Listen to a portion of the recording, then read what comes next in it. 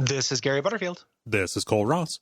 And this is Monster, my podcast. And this is Hastur the Unspeakable. There's a monster in my podcast. It's Hastur week and a half. Weekend some time. Week and a day as we talk about Hastur and the three avatars that are featured here. Mm-hmm. Yeah. And it kind of starting off with General Hastur. Mm-hmm.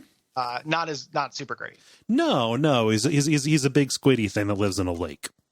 It's funny because he's a big squiddy thing that lives in a lake. They also say that his appearance is debated. Mm-hmm. And they talk about the thing that I like, which is the gigantic, bloated, boneless corpse Hastur, which is when I've seen Hastur, I've seen that version. Yes. So I like it way more than just a big Cthulhuoid monster. Same. Big flabby, just like a bunch of skin. Mm-hmm. Yeah. No bones. No bones. No bones, please. Just wet skin. Of course. So this is Hastur. He is great. This is my favorite, great old, my favorite mythos deity. Hands down.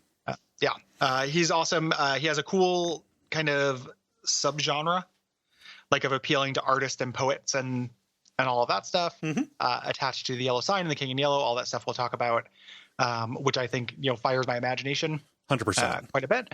And of course, the also rans the Chochos. They're here too. Yep. The things that make Hastur lame is how they try to bring him in to, into line with the rest of the mythos a little bit. Like, of course he has to be this octopoid thing that is in water around a distant star. Because that's the genre or the mode that this is in. Of course it can't just be a cult of artists, that spread their word through this destabilizing play. No, we got to get the shitty racist Chocho in on this. Yeah. I love the body of water and a distant star stuff. Yes. Like I am okay with that. I just wish he wasn't an octopus. Yeah, I wish he wasn't an octopus. I like the body of water on the distant star with the ghost city on the other side of the living city. Give me that.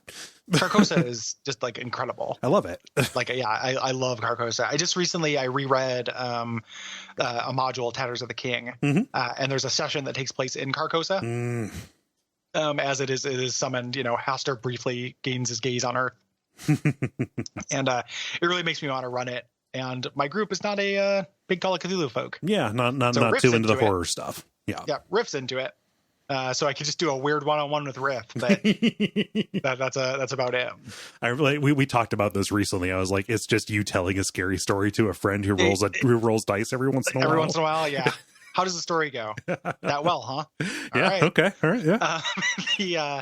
So this first entry, this is mostly just a Hastur primer. We're going to get into the avatars, which are where a lot of the flavor comes from. But Hastur is good and badass, and we've said his name like a million times here. Well, fuck.